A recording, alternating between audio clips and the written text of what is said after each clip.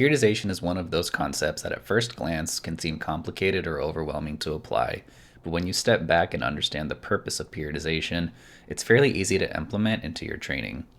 The reason why periodizing your training is important is so you have a roadmap for how you're going to achieve whatever adaptation you're working towards. Ultimately, periodization is just where you plan the manipulation of your training variables to produce constant gains and avoid plateaus.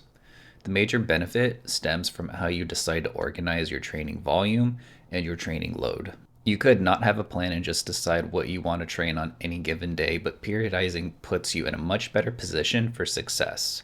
Rather than assuming your training is sufficient and hoping you don't run into plateaus, you can now know that your training is sufficient and what you should change if something stalls. So when we periodize, we're looking to manipulate three variables in particular: intensity, volume, and frequency.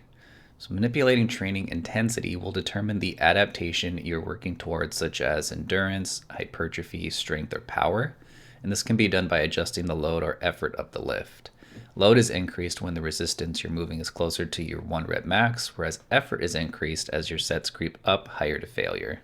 Manipulating training volume will determine the magnitude of whatever adaptation you're working towards.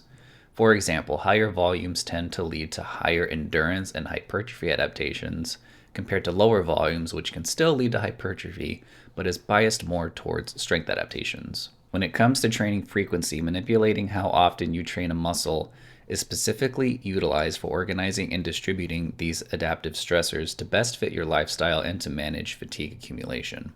So for example, you could do a full body routine 5 days per week to spread out volume for each muscle group, or you can do some sort of split like push-pull legs or upper-lower to train a muscle group 2 to 3 times per week instead. So now that we understand the variables to manipulate, let's discuss how to periodize them so you can make a roadmap for your own training. There are 3 components of periodization, with the first being the microcycle, which is based around a week of training. Think of this as planning your workouts for Monday, Wednesday, and Friday if you were to train 3 days per week. For a lot of people, this is the depth of their training and nothing else is planned beyond what they should do for the week or the day. Ideally, it's a good idea to have a broader plan for what you want to achieve, so it's important to think beyond just the microcycle. The second component is the mesocycle, which encompasses roughly 4 to 8 microcycles, followed by a deload or rest week to dissipate fatigue as needed. During the mesocycle, you may have microcycles that exclusively emphasize hypertrophy, or you can have some emphasizing endurance with others focusing on strength or power. The way you program these mesocycles will determine which type of periodization you feel is right for your goals. And lastly, there is the macrocycle, which is the combination of all of your mesocycles, typically lasting several months to a year or even longer depending on the individual or sport.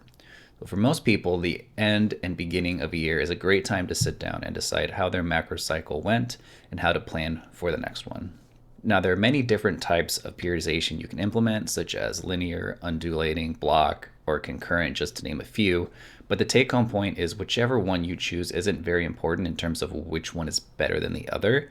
The question you should ask yourself when deciding how to periodize your training is which type would be the most enjoyable so you can make exercising easier to adhere to. As far as we know, there is no periodization style better than the other.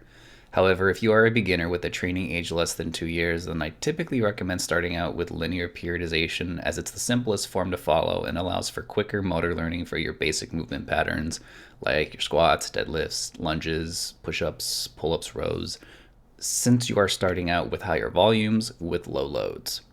So linear periodization will have a novice starting their macrocycle with higher volume and low load mesocycles.